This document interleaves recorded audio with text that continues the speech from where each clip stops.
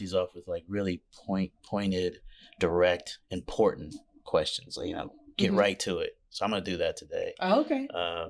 I'd really like to know if there was a sitcom based on your life, who would play you?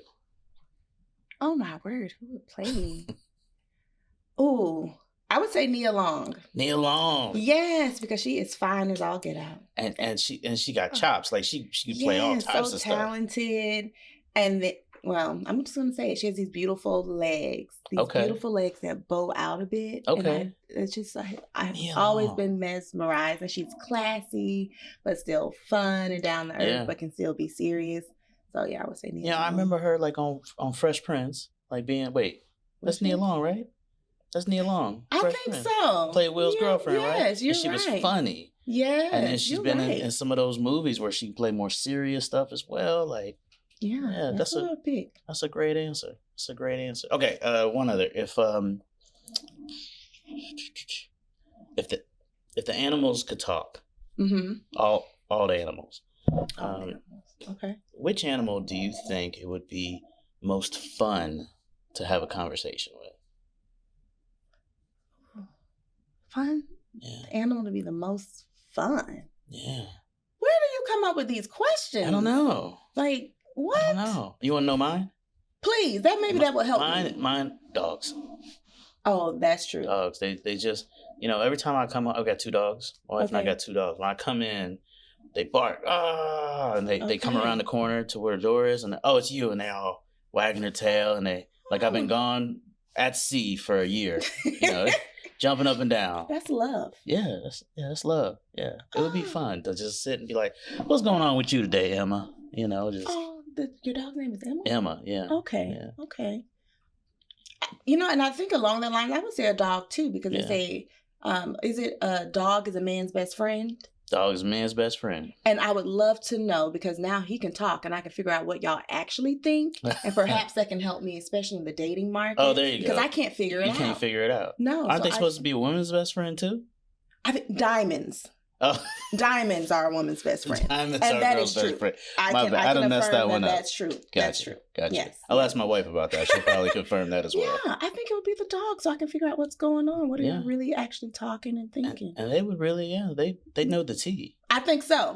So that's what I would go with, for sure. We had a guy on here a couple months ago. He said squirrels, because they would know the tea. Like they everywhere. They sneak up behind you and they're in on everybody's conversation. I thought, oh, that's true. That's really good. That is good. I didn't think about that. Pretty good answer.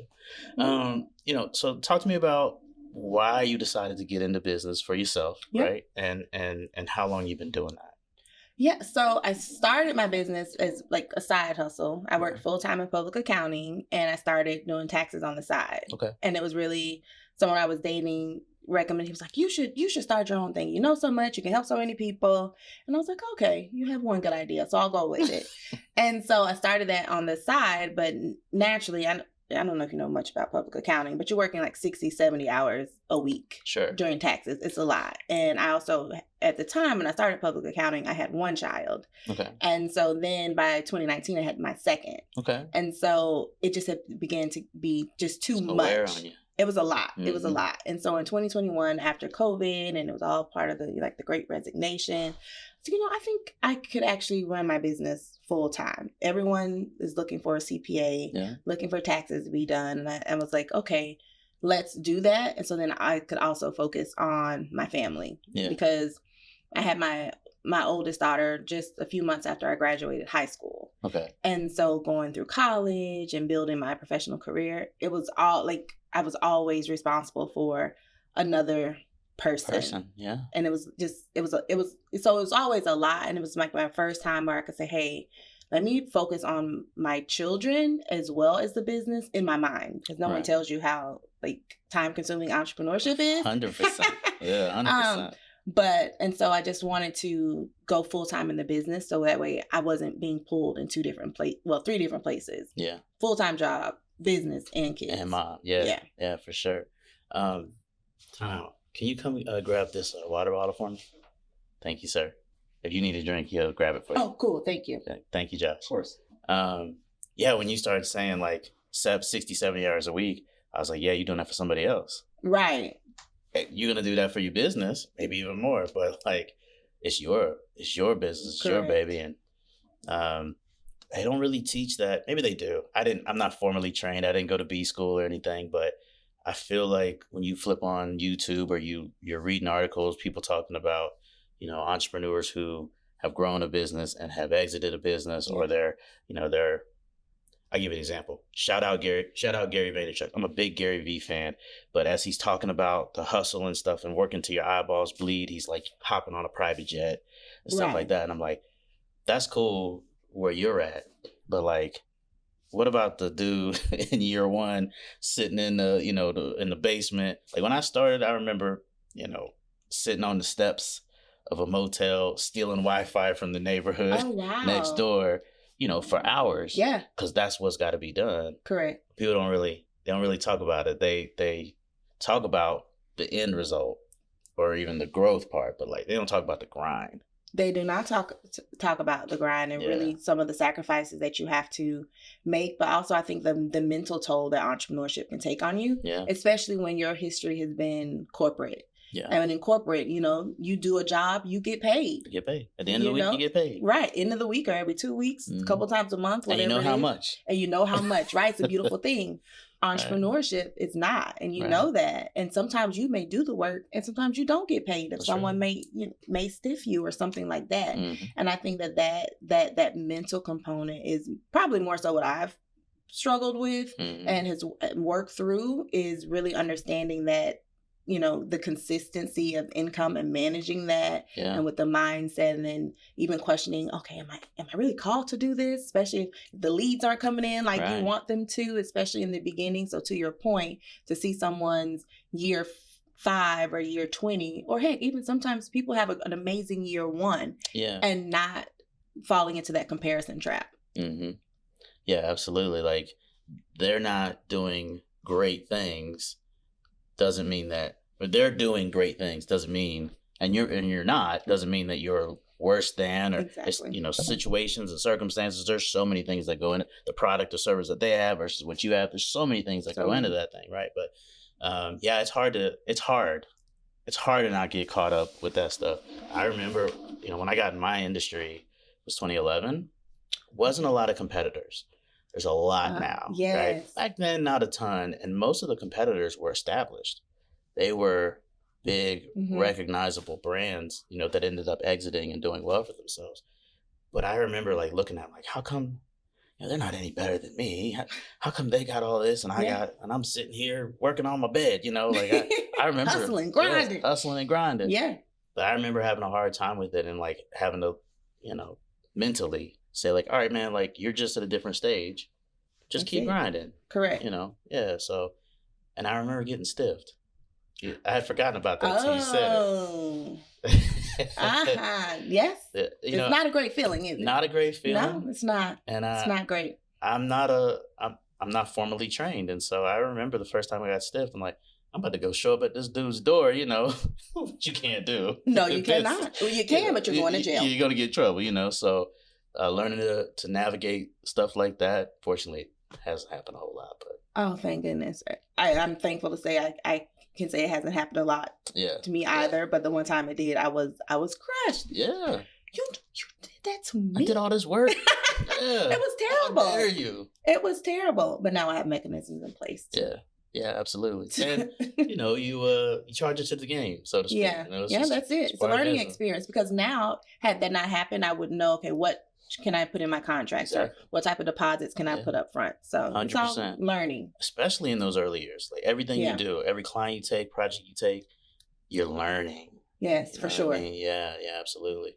So, all right, so you decide to bet on yourself, right? It's a side hustle. Yep. When did what year did it not become a side hustle anymore? October 2021. Okay. Talk to me about November 2021. What was that like? I took a pause, actually. So I had been working with a coach. Okay. And I actually had an exit strategy. So when October 2021 came, it was built in for me to take this break. Take a break. Because I had been going for a really, really long time. And my coach recommended, she's like, well, why don't you just stop and figure out exactly what you want to do? Because I had built a tax firm, which primarily was like tax planning, tax preparation. But my passion is financial coaching and financial literacy. Yeah. And so trying to figure out, okay, which direction to go in. And she's like, why don't you just take a pause and figure it out? And so I built in my savings, and when I was making my exit strategy, I built in sabbatical money to be able to do that. So November actually looked like just taking care of myself, my family, figuring out what's next type of thing. Then talk to me about December. December, I got antsy because I'm very used to being busy and moving and doing. Yeah. And I was rolling into tax season, and I hadn't made a decision of what that would look like. Okay. And so it was busier, but I also, because my exit strategy was supposed to be 3 months off. I did not take 3 months off. How long did you take? Just a month? Just basically the month, because then I'm used to working. I'm not accustomed to not doing very much. Right. And so now I'm like antsy, but also thinking, wait, I need to get all these things lined up, because once I do move into the business, I want income coming in. Of course. Right. And so December looked like, okay, now what's next? Right. And so, and then clients coming in, because now people know, oh, she does taxes, and a lot of clients coming in. That's helpful. Yeah. Yeah. That's a nice way to roll into and that was your coach's idea? Well, yes, it was. Yeah. She was like, why don't you just stop? Because she was on my case a little bit, because she knows she knows you. She knows me, and I typically I'm a high achiever. I'm going to go. If I'm going to do something, I go all out. How big has having a coach played a role in like your growth? Oh my gosh, changed my life. I tell anyone, if you can budget for it, or if you can figure out a way to barter or get reduced coaching, get it. Therapy and coaching. And I work with clients and their money, and most times I recommend you need a therapist or a coach. No, but seriously, because they're able to see things that you can't always see, or even you can verbalize and say something, and then them just being able to reflect back to you, and you're like, oh my gosh, what? I didn't realize that, and catching patterns so you can start shifting some of those beliefs. So, my coaching changed my life. Yeah, huge. And the sabbatical you took was big for you as well, I bet, right? Oh, yes. Yeah. It was because the thing is it allows you to stop. And I've taken different types of sabbaticals, whether it's a month off, or like I believe in retreats. Actually, I'm hosting my first retreat because I believe in them so much. Yeah. But that time where you actually stop and give yourself a moment to just figure out, what is it that you actually want? What are you actually doing? Yeah. And starting to formulate a plan. Because I don't know about you, but when you're constantly moving, you're in it. Yeah. And you're not actually being able to have that bird's eye view. Similar to being a business owner. You're 100%. That CEO versus working in a business, totally different. Yeah. I mean, so I'm in year 13. Yeah. I'm in year 13. Incredible. So when I take thank you. I'm taking my sabbatical July 29th, right? I keep telling this month? July 29th. Hey, I don't exist. July 29th I love it. To the 5th or whatever. I'm taking a week off. This is my second year doing it. I did last year, was the first time. And I walked into a group called C12. It's like a group of business owners. Oh. It's national or maybe global. But business owners, they come together, they kind of bare their soul, right? Here's what I'm doing. Here's how the business is. Yeah. And they're collaborating with each other. And there's guys in there, guys and gals been in business 20, 30 years. Guys and gals been in business 2 years. And they're learning from each other and helping each other, motivating each other. Yeah. It's pretty cool. And I just came in as a guest. And what they talked about, I came in a February. So it's February a couple years ago. And I always traditionally have taken the last 2 weeks of the year off. We close the agency. We still do that. Clients, they don't care. They don't need us the last 2 weeks of the year. But that's my break time. That's always been my sabbatical time. And this was a February. I walked into this thing. They said, okay, guys, when was the last time you took time off of work? I was like, 6-8 weeks ago. Yeah, absolutely. No, okay. Scale of 1 to 10. How exhausted are you? And I was like, 15. Oh, wow. Like I'm exhausted, Mm-hmm. And so I remember them talking like, okay, you're not a young dude anymore. Like your business is growing. So you're, more money, more problems, more, it may be time for you to consider taking a sabbatical. So last year I took my first one, took a week off. It was great. Yeah. You just I'm gone. I don't exist for a whole week, you know, and I'm excited about this one this year. Yeah, bigger and better. Bigger and better, yeah. So now, and what exactly did you do for yourself during that time? I sat on the beach.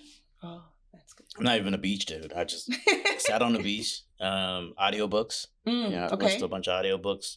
I am a movie buff. I love movies, but no time. I very rarely can sit down and watch a whole movie now. Oh, wow. So I sat and watched some movies I wanted to watch, you know what I mean? Like, just stuff that, not a big deal, like not extravagant. I went to Siesta Key. Like, I didn't go far. Yeah. I didn't do anything extravagant, but just stuff that I don't get to do because I'm growing a business. Yeah. And I'm thankful that the city's been good to me and God's been good to me, and the business is growing. I don't have time to do those things because of that. Yes. I'm thankful for that. But I do want that week to just reset my mind. Yeah. I think it's mandatory. Like, honestly, I know it's hard, and especially being a business owner, we often hear, well, I can't stop. But you want to do it when you have a choice before you're forced to do it. And so that's what I always liken it to. And so, like, I've tried to just build it into my daily. So like before I came here today to speak with you, I had a breathwork session. Okay. And so I actually use like breath work as part of me usually I do it daily, but I actually have a breath work coach. I'm so woo, it's not funny. But I actually have a breath work coach where I breathe with her, and like what thoughts come up, what, visions come up for me. And it has really helped regulate my nervous system where I'm more even keeled. I tend to be a little high strung. I'm a Virgo. Okay. But that has really helped tone me down, but it also helps me stay motivated and have a like clarity on a regular, that to where like before I was like, I need a break. And now I'm just able to operate more efficiently using breath work. Gotcha. And how long you been doing that? I started at a retreat in October 2022. I went to my first retreat. She introduced me to breath work, and then I actually hired my coach a year ago. Wow. Okay. Yeah. Okay. Taking it real serious. I like that. No, because I felt the difference. It's like I felt the difference. Result immediately. And then before I hired my coach full time, I had went through like a 6-week program with her, and I could tell how much action I was taking being in breath. And then I took a break from it and I wasn't doing it. And I was like, ooh, I don't like the way I feel now. Difference. I see the difference. Yeah. And so once I see that something works, I'm going to continue to do that because it just makes sense. And it's allowed for me. I have all these beautiful ideas to do things, and I'm just going to try it and see what happens. But what I found is that sometimes I was holding myself back. Yeah. And so having that support system now, it's just like, okay, if I say I'm doing something, I'm doing it. I'm going to figure it out. Yeah. I think that's a big part of business too. Like, if I'm going to try this, I'm going to try that. At the end of the day, what's the worst that can happen? It doesn't work? Okay, well, I'll try something else. That's it. Like whatever, Okay, so congratulations. You were a finalist for Sarasota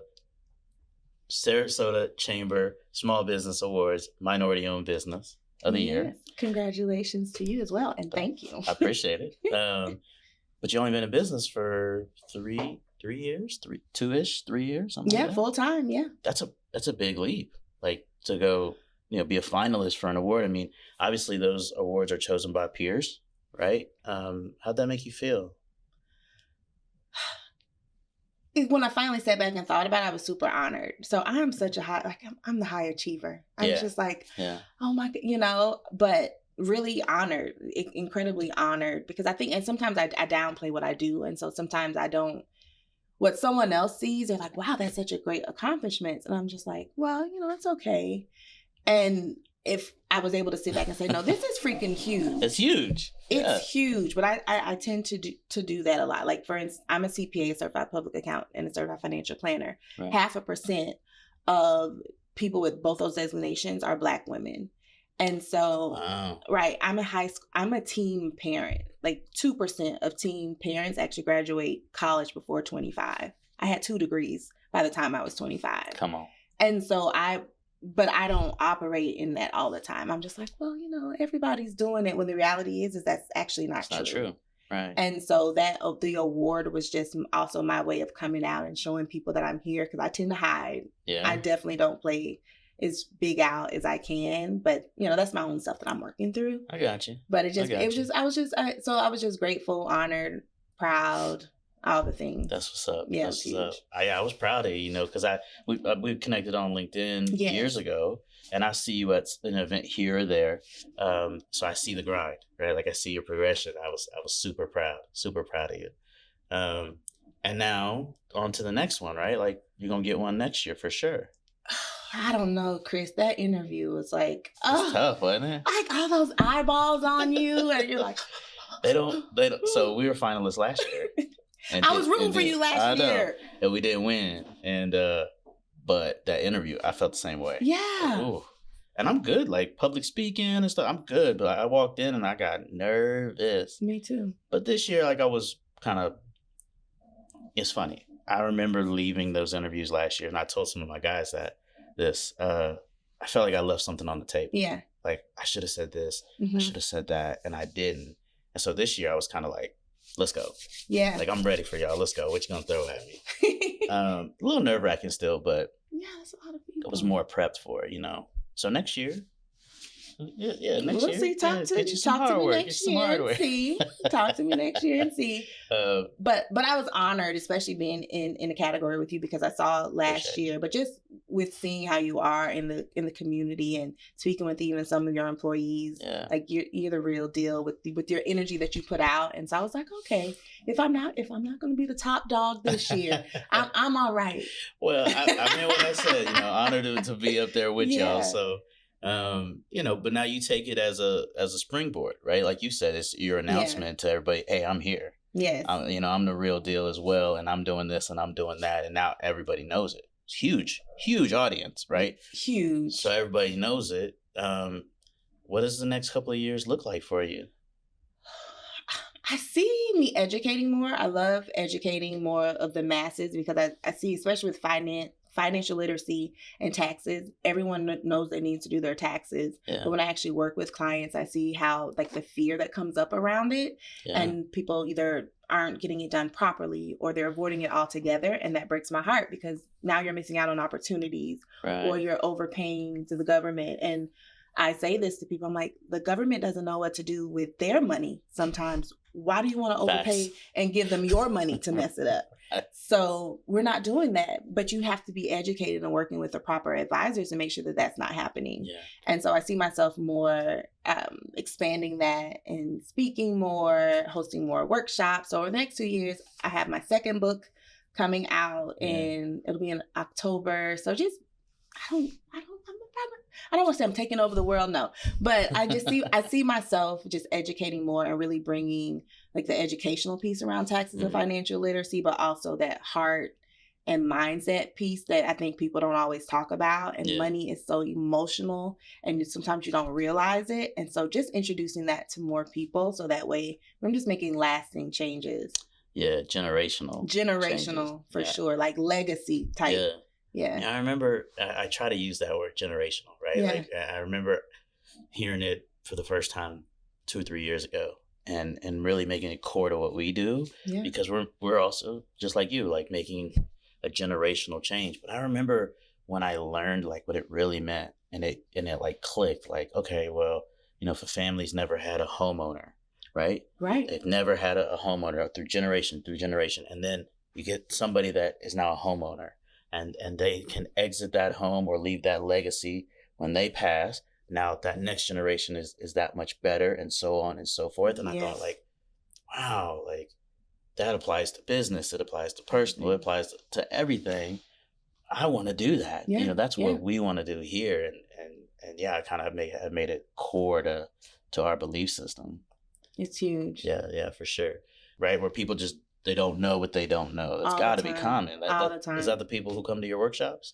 Usually, or they're people who they rely on professionals, which I want you to, right? That's their craft. Right. But if you're relying on the wrong professional, it's the blind leading the blind. And so I feel like I work with people who don't know what they don't know, but also people who have been burnt. Yeah. And so now they're coming in for me to clean it up. Because not only am I willing to educate and I want you to know enough to be dangerous and what to look for, but also I was in public accounting for over a decade, and I go above just like the taxes. I understand like what are your actual goals, right? And so it varies who comes over my way, but that's what I've noticed. It's the people who really want, like, I want to do this right from the very beginning, and the others who, I'm so messed up and I need help, and I'm ready to be helped. Right. Yeah. From the right person. From the right person. Yeah. Correct. Yeah, I think that's really cool. Yeah. When I meet accountants that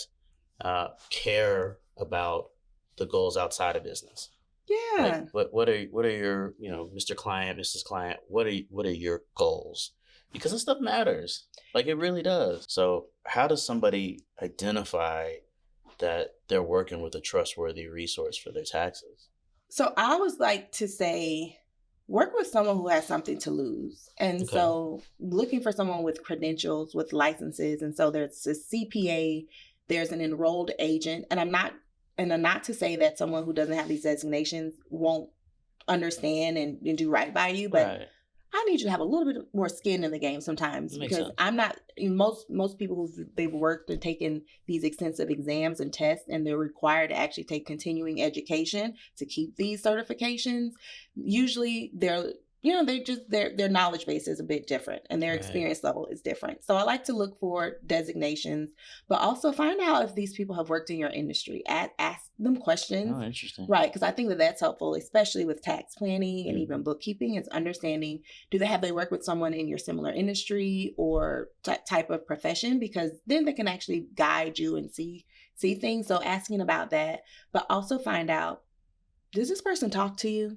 Right. Or are they like, you send them an email, you never hear from them from days. Right. And so figuring out what is actually their communication style. Because if someone is dodging questions in the very beginning, then they're probably going to be dodging questions. Right. Why are they dodging them? Exactly. You know what I'm saying? And so asking questions and not being afraid. I think sometimes, especially I know when I work with clients, they get intimidated. Well, I don't know. They're supposed to know better. No, you ask the questions. Yeah. And if someone's not comfortable answering them, red flag. Red flag. That's a big fear. Like I remember being fearful of asking like a stupid question. Exactly. I don't want to look like an idiot. Or like I don't know my stuff. Right. And in reality, I didn't know my stuff. Right. Facts are facts, right? Yeah. And and then my thing with that is, don't you want someone that, even if you ask a stupid question, a quote unquote stupid question, what do you want? Someone who's like, you're stupid. Why would you? Or do you want to find out in advance if this person is a jerk and you shouldn't give them your money? Right. You know what, so clients will ask me all the time, like, oh, I'm sure this is a stupid question. And I tell them, there's no such thing as a stupid question. So that's the type of person for your taxes that you want, or for your legal stuff, that's what you want. Or your doctor, that's what you want. Like, you want somebody that will answer those quote unquote stupid questions and not make you feel like it's a stupid question. I can speak to other young parents, which thank goodness those numbers are down a lot more. But just being a parent and trying to live life, it can just be a lot and overwhelming. And so I just truly try and just be an example of, don't let your story don't feel like it has to end there. Yeah, for sure. That's not your entire story. No, it's not. And so just leading from that. And then I'm always about mental wellness. I think that's probably my other initiative that's like has become a special place in my heart, because I recognize that there's something that we don't always talk about, and it's plaguing us. And sometimes we don't realize it because we're in this society where it's like hustle, hustle, go, go, go. But if you don't like maintain your mental, it shows up in your physical, it shows up in your finances, and that doesn't help. Yeah, it wears you down. How many times you reach out to somebody, you see somebody, you're like, hey, how you been? They say, busy. That's it, right? That's everybody's answer. Oh, busy. I bet. Yeah, I bet. Right. And they're not wrong. Like I'm sure they're very busy, but like, how many people are taking time for themselves? And yeah, it's a big deal. It is. And it doesn't have to be big. Like I encourage my clients, take 5 minutes, like in the morning before you checking emails. Yeah. Take a minute I journal every morning, but take a minute, even if it's 5 minutes to yourself, or if it's a meditation, just to say, I'm grateful for X, Y, and Z. Yeah. 5 minutes. When they do that, they say, oh my gosh, I feel such a difference. Yeah, because you've honored yourself for 5 minutes. Some of us don't give ourselves 5 minutes a day. As soon as you get up, I used to do that. Yeah. As soon as I got up, I'd reach over, grab the phone, returning emails, all that stuff.